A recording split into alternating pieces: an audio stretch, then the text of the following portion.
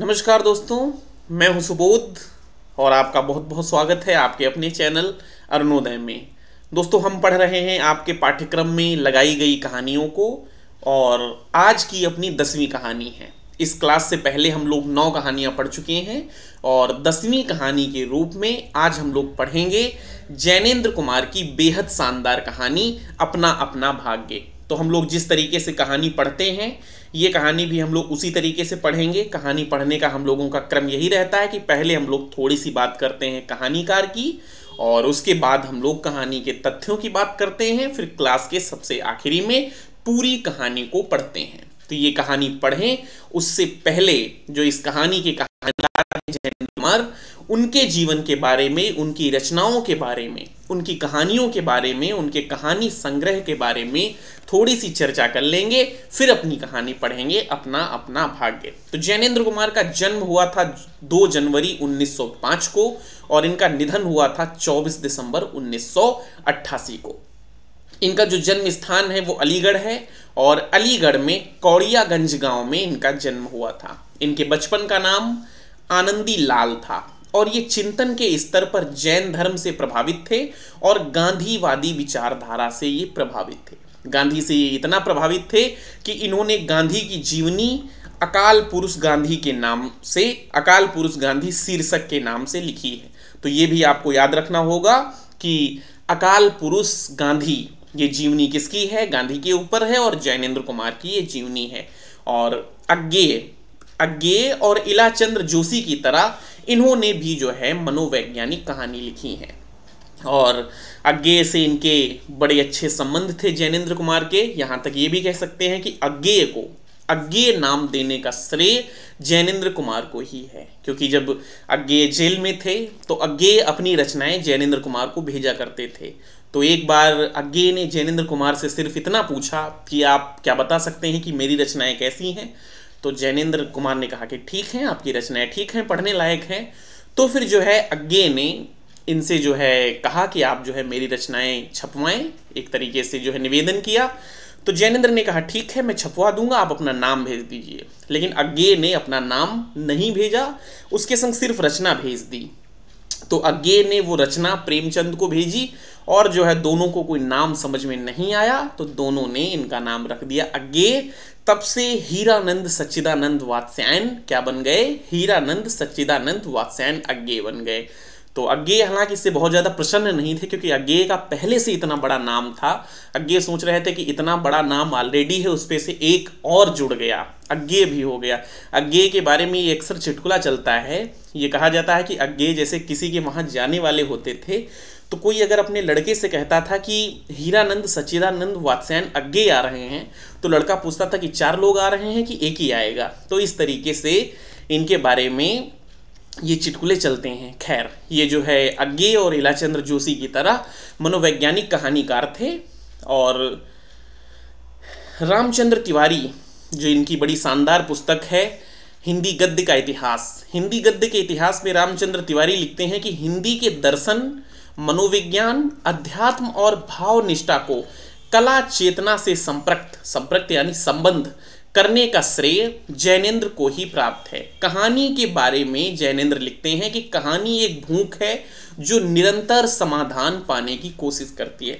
तो कहानी के बारे में जैनेंद्र का ये प्रसिद्ध कथन है, आपको याद रखना चाहिए। एक बार फिर से कथन को पढ़ लेते हैं। जैनेंद्र कहते हैं कि कहानी एक भूख है जो निरंतर समाधान पाने की कोशिश करती है। इनकी जो पहली कहानी है वो खेल है, जो विशाल भारत पत्रिका में प्रकाशित हुई थी और इसका प्रकाशन विशाल भारत पत्रिका में 1928 में हुआ था। और डॉक्टर लक्ष्मी नारायण लाल जैनेंद्र को मानव जीवन दर्शन का सबसे बड़ा कहानीकार मानते हैं। अब हम लोग बात करेंगे इनके कहानी संग्रह कुछ हैं, उनको देख लेते हैं। तो इनका जो पहला कहानी संग्रह है वो फांसी है, प्रकाशन वर्ष है 1929। इनका जो दूसरा कहानी संग्रह है वो वातायन है, प्रकाशन वर्ष है 1930। और ये जो आज कहानी हम लोग पढ़ने वाले हैं अपना अपना भाग्य, ये कहानी इनके इसी कहानी संग्रह में संकलित की गई है। फिर इनका तीसरा जो कहानी संग्रह है वो नीलम देश की राजकन्या है और इसका प्रकाशन वर्ष है 1933। फिर 1934 में है एक रात दो चिड़ियाँ, 1935 में है पाजेब, 1935 में है दो चिड़िया, 1934 में है एक रात।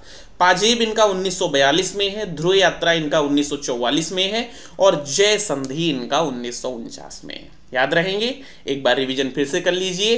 फांसी 1929, वातायन 1930, नीलम देश की राजकन्या 1933, एक चिड़िया 1934, एक रात 1934, दो चिड़िया 1935, पाजेब 1942, ध्रुव यात्रा 1944, जय संधि 1949। तो याद रह जाएंगे इनके कहानी संग्रह। बढ़ा जाए आगे, ठीक है। बढ़ते हैं आगे। अब हम बात करेंगे कहानी अपना अपना भाग्य के बारे में। कुछ जानकार ये बताते हैं कि ये जो कहानी है अपना अपना भाग्य, ये कहानी सबसे पहले प्रकाशित हुई थी विशाल भारत में। और कब प्रकाशित हुई थी? 1929 में। लेकिन कुछ ही लोग बताते हैं सर्वमान्य मत नहीं है। और ये कहानी जो है जैनेन्द्र की, इनके दूसरे कहानी संग्रह वातायन 1930 में संग्रहित है, संकलित है। ये चीज़ हम लोगों ने अभी देख ली। और ये जो है इसकी रचना, इस कहानी की रचना संवाद शैली में की गई है। इस कहानी की रचना संवाद शैली में की गई है। और कहानी का जो अंत होता है वो दुखपूर्ण है, इसीलिए कह सकते हैं एक तरीके से ये दुखांतक कहानी भी है।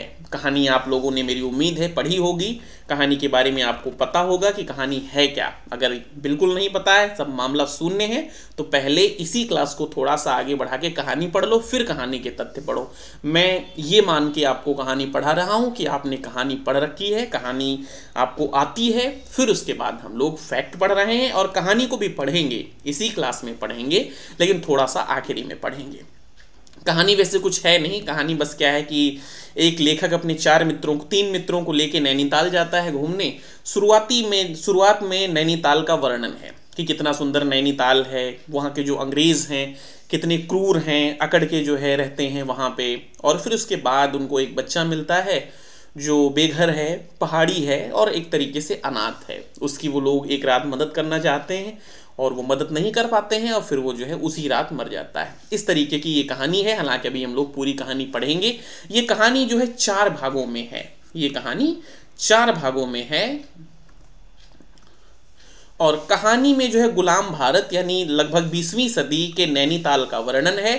कहानी का जो प्रारंभ होता है वो नैनीताल के सौंदर्य चित्रण से, अंग्रेज की घमंडी हुकूमत के चित्रण से शुरू होता है और अंत में एक अनाथ बच्चे की गरीबी, बेबसी और मौत पर खत्म हो जाता है। तो ये कुल मिला के कहानी है। कहानी में जो है कुछ पात्र विशेष नहीं है। एक 10 वर्षीय बेघर अनाथ पहाड़ी बच्चा है और कथाकार स्वयं है, कहानीकार के तौर पे जो कहानी कह रहा है, और कथाकार का जो है मित्र है और एक पात्र वकील है। तो ये जो है कुल मिला के इस कहानी के पात्र हैं।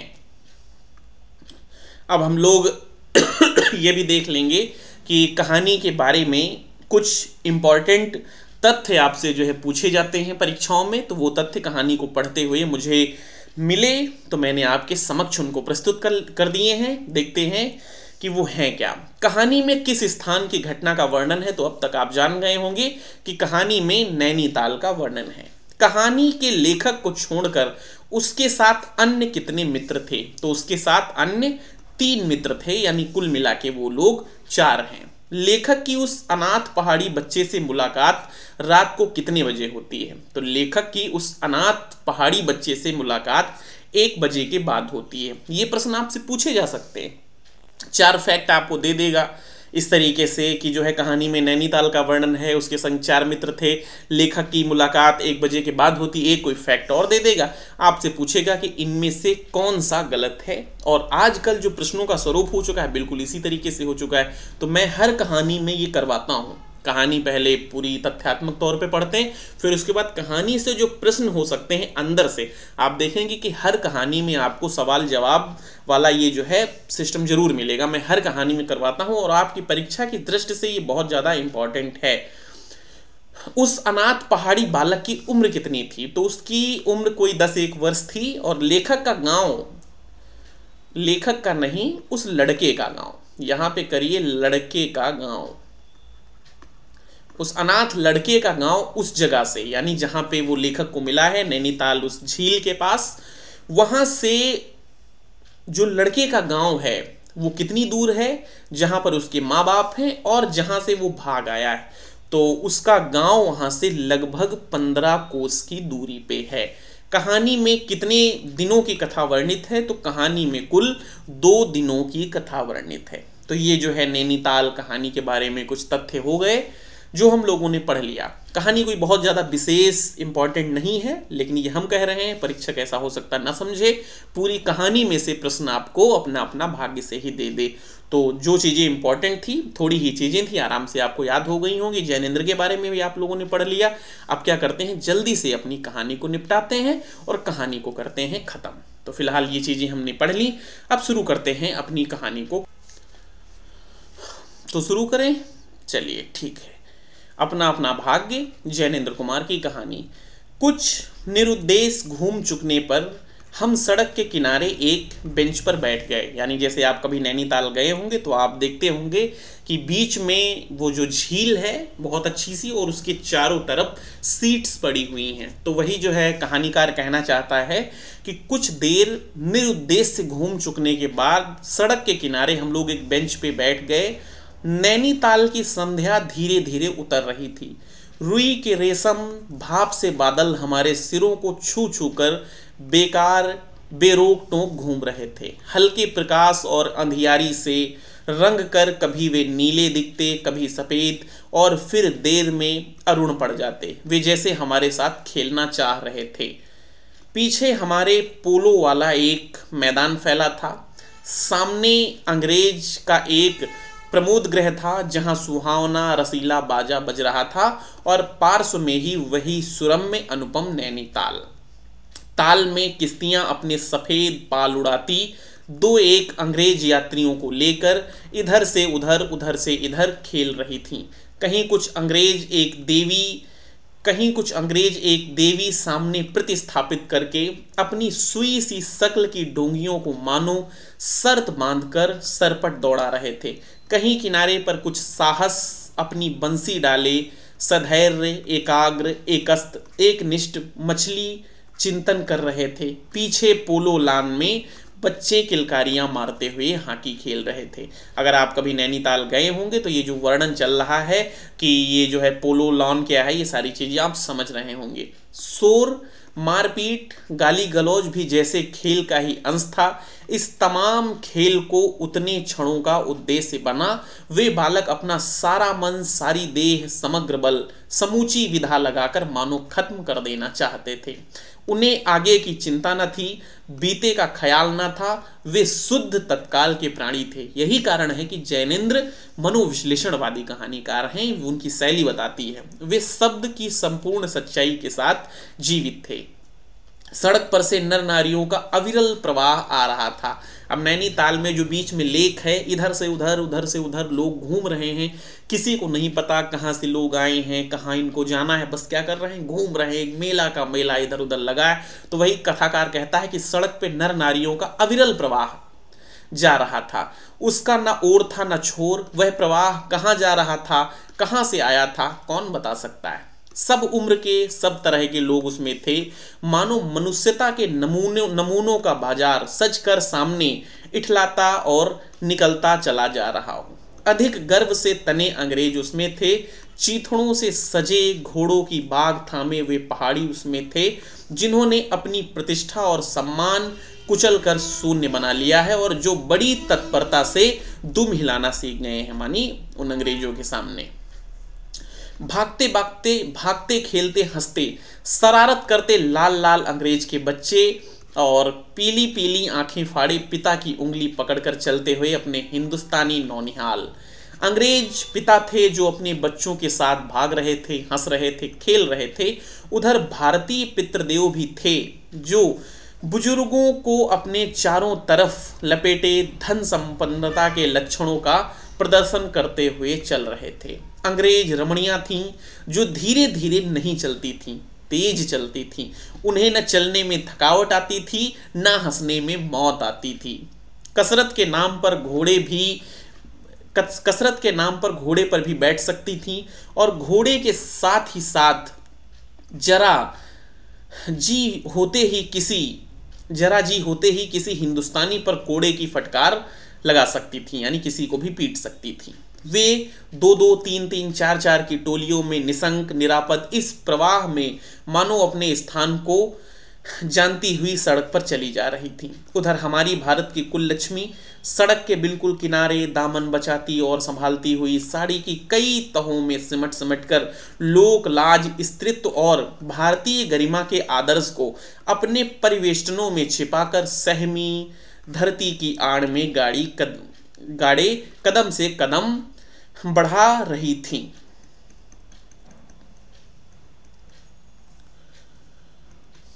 इसके साथ ही भारतीयता का एक और नमूना था, अपने कालेपन को खुरच खुरच कर बहा देने की इच्छा करने वाला अंग्रेजीदा पुरुषोत्तम भी थे, जो नेटिव को देखकर मुंह फेर लेते थे और अंग्रेज को देखकर आंखें बिछा देते थे और दुम हिलाने लगते थे। वैसे अकड़ कर चलते थे मानो भारत भूमि को इसी अकड़ के साथ कुचल कुचल कर चलने का उन्हें अधिकार मिला है। घंटे के घंटे सरक गए, अंधकार गाढ़ा हो गया, बादल सफेद होकर जम गए, मनुष्य का वह तांता एक एक करके छीण हो गया। अब इक्का दुक्का आदमी सड़क पर छतरी लगाकर निकल रहे थे। हम वहीं के वहीं बैठे थे। सर्दी सी मालूम हुई, हमारे ओवरकोट भीग गए थे। पीछे फिरकर देखा, ये लाल बर्फ की चादर की तरह बिल्कुल स्तब्ध और सुन्न पड़ा था। सन्नाटा, सब सन्नाटा था। तल्ली ताल की बिजली की रोशनी दीप मालिका सी जगमगा रही थी। वह जगमगाहट 2 मील तक फैले हुए प्रकृति के जल दर्पण पर प्रतिबिंबित हो रही थी और दर्पण का कांपता हुआ, लहरें लेता हुआ वह जल प्रतिबिंबों को 100 गुना 1000 गुना करके उनके प्रकाश को मानो एकत्र और पूंजीभूत करके व्याप्त कर रहा था। पहाड़ों के सिर पर की रोशनाइयां तारों सी जान पड़ती थीं। हमारे देखते देखते एक घने पर्दे ने आकर इन सबको ढक दिया। रोशनियां मानो मर गईं, जगमगाहट लुप्त हो गई। वे काले काले भूत से पहाड़ भी इस सफेद पर्दे के पीछे छिप गए। पास की वस्तु भी न दिखने लगी, मानो यह घनी भूत प्रलय था। सब कुछ इस घनी गहरी सफेदी में दब गया। एक शुभ्र महासागर ने फैलकर संस्कृति के सारे अस्तित्व को डुबो दिया। ऊपर नीचे चारों तरफ वह निर्भेद सफेद शून्यता ही फैल गई। ऐसा घना कोहरा हमने कभी न देखा था। वह टप टप टपक रहा था, मगर अब बिल्कुल निर्जन चुपचाप था। वह प्रवाह न जाने किस घोंसले में जा छिपा, यानी अभी तक जो दिन में इधर से उधर अविरल लोग घूम रहे थे, वो न जाने कहाँ जाके छुप गए। उस बृहदाकार शुभ्र शून्य में कहीं 11-12 टन टन हो उठा, यानी लगभग 11 या 12 बज चुका था। जैसे कहीं दूर कब्र से आवाज आ रही हो। हम अपने अपने होटलों के लिए चल दिए। रास्ते में 2 मित्रों का होटल था और दोनों वकील मित्र छुट्टी लेकर चले गए। हम दोनों आगे बढ़े, हमारा होटल आगे था। यानी वे कुल कितने लोग हैं? 4। 2 लोग जो है अपने होटलों में चले गए और इन दोनों लोगों का होटल उससे थोड़ा आगे है, तो ये लोग चल पड़े। अब कितने लोग बचे हैं? सिर्फ 2। ताल के किनारे किनारे हम चले जा रहे थे। हमारे ओवरकोट तर हो गए थे, यानी जो सर्दी पड़ रही थी उससे भीग गए थे। बारिश नहीं मालूम होती थी, पर वहां तो ऊपर नीचे हवा के कण कण में बारिश थी। सर्दी इतनी कि सोचा कोट पर एक कंबल और होता तो अच्छा होता। रास्ते में ताल के बिल्कुल किनारे पर बेंच पड़ी थी। मेरा जी बेचैन हो रहा था। झटपट होटल पहुंचकर इन भीगे कपड़ों से छुट्टी पा गरम बिस्तर में छिपकर सोना चाहता था, पर साथ के मित्र की सनक कब उठेगी, कब थमेगी, इसका कोई पता न था और वह कैसी क्या होगी इसका भी कुछ अंदाजा ना था। उन्होंने कहा, आओ जरा यहाँ बैठें।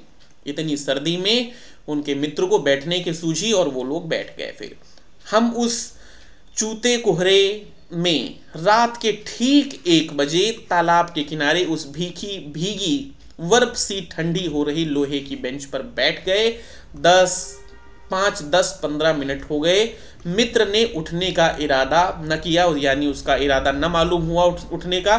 तो मैंने खिसिया कर कहा, चलिए भी, अरे जरा बैठिए भी। मित्र ने कहा।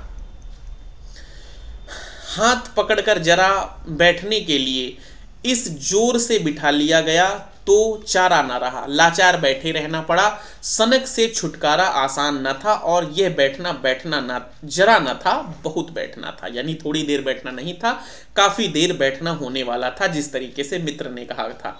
चुपचाप बैठे, तंग हो रहा था, कुढ़ रहा था कि मित्र अचानक बोले, देखो वह क्या है। मैंने देखा कि कोहरे की सफेदी में कुछ ही दूर से एक काली सी सूरत हमारी तरफ बढ़ी आ रही थी। मैंने कहा, होगा कोई।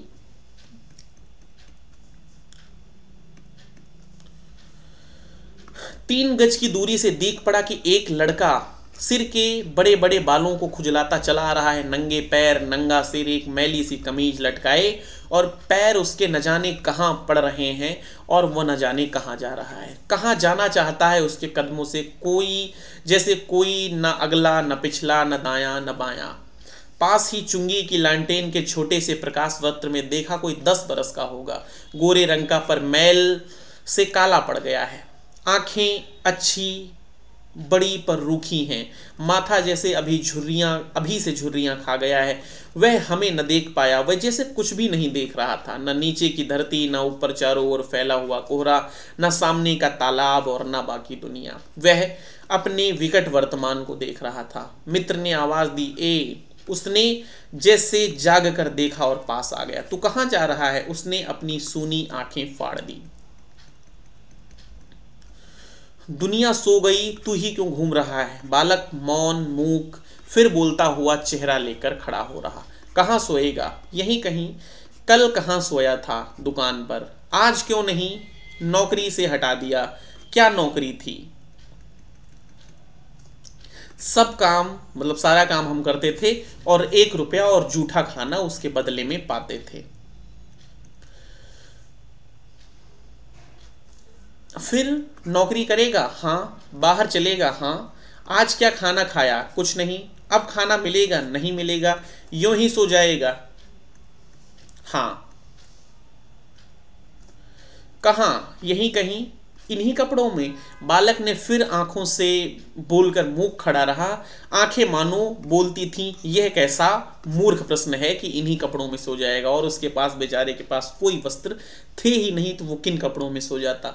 माँ बाप हैं? हाँ। कहाँ? 15 कोस दूर। तू भाग आया? हाँ। क्यों? मेरे कई छोटे भाई बहन हैं, सो भाग आया। वहां काम नहीं है, रोटी नहीं है। बाप भूखा रहता है और मारता था, माँ भूखी रहती थी और रोती थी, सो भाग आया। एक साथी और था, उसी गांव का, मुझसे बड़ा था, दोनों साथ आए थे। वह अब नहीं है। कहाँ गया? मर गया।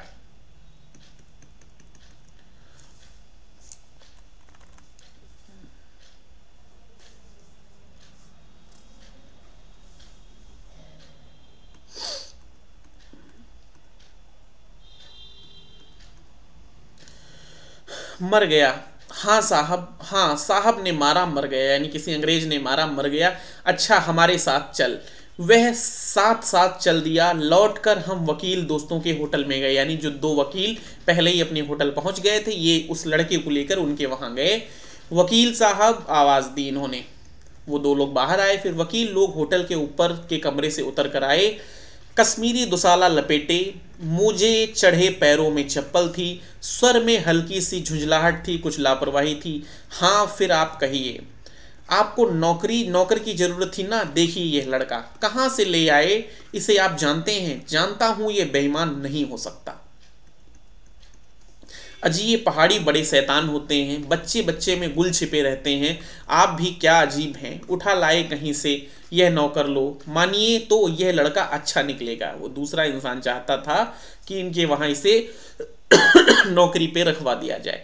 आप भी जी बस खूब हैं, एरे गहरे को नौकर बना लिया जाए, अगले दिन न जाने क्या क्या लेकर चंपत हो जाए। आप मानते ही नहीं, मैं क्या करूं?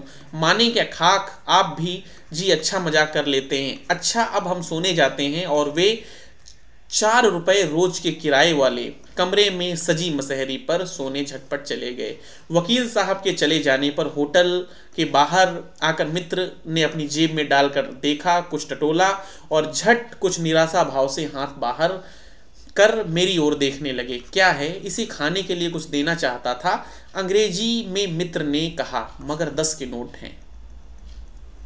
यानी वो कुछ टूटे रुपए 1-2 देना चाहते थे, लेकिन 10 का नोट है, नोट ही शायद मेरे पास हैं, देखो। सचमुच मेरे पॉकेट में भी नोट हैं। एक कहानीकार जो लिख रहा है उसने कहा मेरे पॉकेट में भी नोट ही हैं। हम फिर अंग्रेजी में बोलने लगे। लड़के के दांत बीच बीच में कटकटा उठते थे, कड़ाके की सर्दी थी। मित्र ने पूछा तब? मैंने कहा 10 का नोट ही दे दो। सक पकाकर मित्र मेरा मुंह देखने लगा। अरे यार, बजट बिगड़ जाएगा। हृदय में जितनी दया है, पास में उतने पैसे तो नहीं हैं। तो जाने दो, यह दया भी इस जमाने में बहुत है, मैंने कहा। मित्र चुप रहे, जैसे कुछ सोचते रहे, फिर लड़के से बोले, अब आज तो कुछ नहीं हो सकता, कल मिलना। वह होटल डी पब जानता है, वहीं कल 10 बजे मिलेगा। हाँ, कुछ काम देंगे हुजूर? हाँ, ढूंढ दूंगा। तो जाऊं? हाँ, ठंडी सांस खींचकर मित्र ने कहा। कहाँ सोएगा? यहीं कहीं बेंच पर, पेड़ के नीचे किसी दुकान की भट्ठी में। बालक फिर उसी प्रेत गति से एक ओर बढ़ा और कोहरे में मिल गया। हम भी होटल की ओर बढ़े। हवा तीखी थी, हमारे कोट के पार कर बदन में तीर सी लगती थी। सिकुड़ते हुए मित्र ने कहा, भयभीत शीत है, उसके पास बहुत कम कपड़े हैं। यह संसार है यार। मैंने स्वार्थ की फिलॉसफी सुनाई। चलो पहले बिस्तर में गर्म हो ले, फिर किसी और की चिंता करना। उदास होकर मित्र ने कहा, स्वार्थ? जो कहो, लाचारी कहो, निष्ठुरता कहो या बेहयाई। दूसरे दिन नैनीताल स्वर्ग के किसी काले गुलाम पशु के दुलारे का वह बेटा, वह बालक निश्चित समय पर हमारे होटल डी पब में नहीं आया। हम अपनी नैनीताल की सैर खुशी खुशी खत्म कर चलने को हुए। उस लड़के की आस लगाए बैठे रहने की जरूरत हमने न समझी। मोटर में सवार होते ही यह समाचार मिला कि पिछली रात एक पहाड़ी लड़का सड़क के किनारे पेड़ के नीचे ठिठुर कर मर गया। मरने के लिए उसे वही जगह, वही 10 बरस की उम्र, वही काले चिथड़ों की कमीज मिली। आदमियों की दुनिया ने बस यही उपहार उसके पास छोड़ा था। पर बताने वालों ने बताया कि गरीब के मुंह पर, छाती, मुट्ठी और पैरों पर बर्फ की हल्की सी चादर चिपक गई थी, मानो दुनिया की बेहयाई को ढकने के लिए प्रकृति ने सब के लिए सफ़ेद और ठंडे कफन का प्रबंध कर लिया था। सब सुना और सोचा, अपना अपना भाग्य। तो ये थी आज की कहानी। उम्मीद करते हैं आपको पसंद